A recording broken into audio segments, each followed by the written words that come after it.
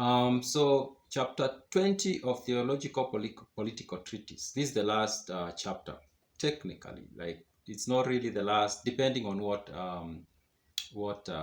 copy of the book you get. This could be the last chapter or not, but anyway, it's the last chapter because the chapters that come after this in some versions of the book are considered to be a different book that was just added there because Baruch Spinoza died before he could finish the book. So it was found as an unfinished manuscript, and then it was just some versions of Theologico-Political Treatise just put it together with this book. This one is complete, but this one, the other one is incomplete. They decided the other one is called a political treatise, just political treatise. So this is the last chapter of Theologico-Political Treatise.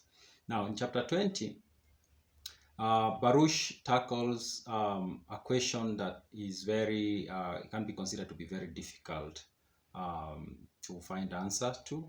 And I was reading this chapter and I was thinking about Kenya, my own country, where we have a body that is has the responsibility, legal responsibility to monitor what we call hate speech. And I guess different countries might have either similar body or laws that kind of try to guide speech, try to stop people from saying things that might be harmful to others, you might say. But then it becomes, then there is this other side of the argument of should be freedom of speech. People should be free to say whatever they think. As Baruch says, people should think what they like and say what they think. That's the line he uses, in fact, at the beginning of the book. Now, the question he tries to, this is the question he puts across: how far such freedom, how far can the freedom of speech ought to go or be considered without the danger to peace of the state or the powers of the rulers? Because his argument is basically we can't just let freedom of speech to just roam. Like, there has to be a line where people ought not to cross, because when that line is crossed, then we are risking anarchy. We are risking putting the state at the danger of collapsing, because words are very are weapons, basically, and the words can be used to bring down a country or a state.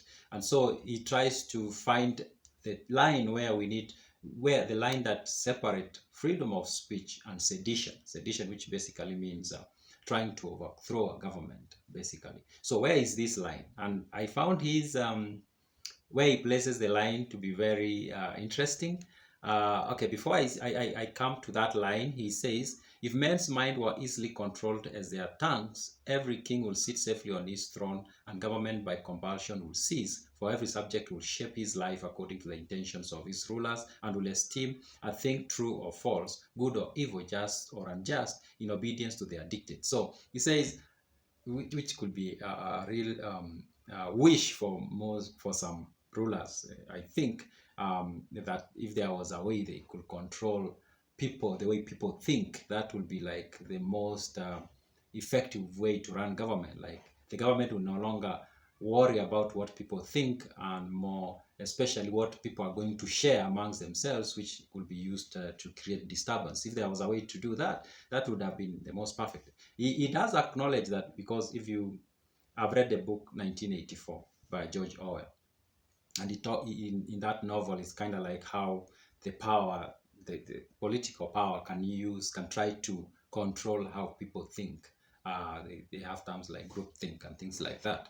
Now, he does acknowledge that, yes, if there's a possibility of trying to control how people think, but it doesn't go far enough. Like, it's not possible to go to the extent that the state can really control in full how people think. They can achieve some of that to some extent, and I think they do, of course. People are made to think of ideas that some people want people to think about.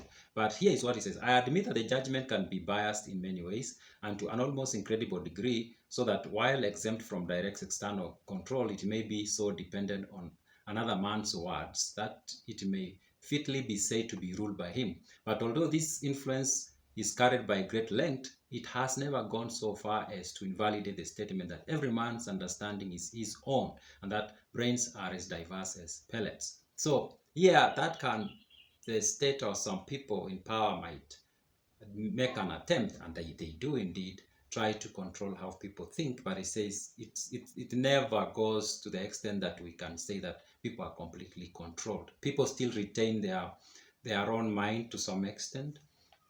Yeah. So he also says no one can willingly transfer his natural right of free reason and judgment or be compelled so to do. For this reason, government which attempts to control minds is accounted tyrannical, and it is considered an abuse of sovereignty and usurpation of the rights of subjects. To seek to prescribe what shall be accepted as true or rejected as false, or what opinion should actuate men in their worship of God. Like, yeah, so people can't give away their right to free reason. Like, people, just by nature, we are species that, as individuals, we prefer, or we like it, or we just find ourselves really holding our own opinions regarding everything.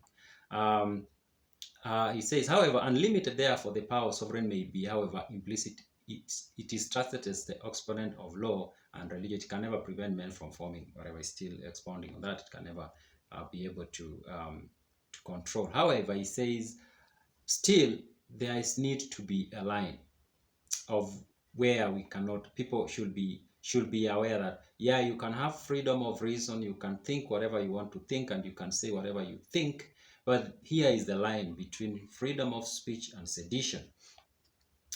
So he says, where he draws the line, maybe I shouldn't even read, I should just explain this. Where he draws the line is between action and just words. If somebody is just, and he gives a very good, illustrates very well. He says, people should be free to say whatever they think. But what should be of the focus of the government or the state is their actions. So he says, if somebody, for example, finds a certain law to be a law that he calls it repugnant, like it's a law that they don't like, and they go out and tell everyone that this law is terrible, we don't need to have it, but they still go ahead and obey that law, that person should be left alone. It's okay. They are expressing, they are using their freedom of expression.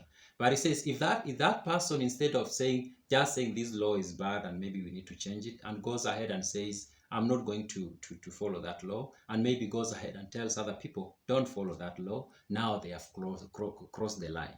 Now at that point, Baruch says they have crossed the line, and now they need to be arrested or given punishment, because he says if that is not punished, then now the state is at the risk of anarchy. So to cut the story short, Baruch's line of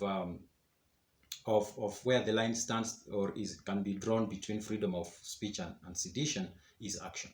If somebody just talk, but they can still obey the law, even though they say the law is terrible, whatever, that's okay. But the moment they now say, I'm not going to obey that law, and they encourage others not to obey that law, now they've crossed that line.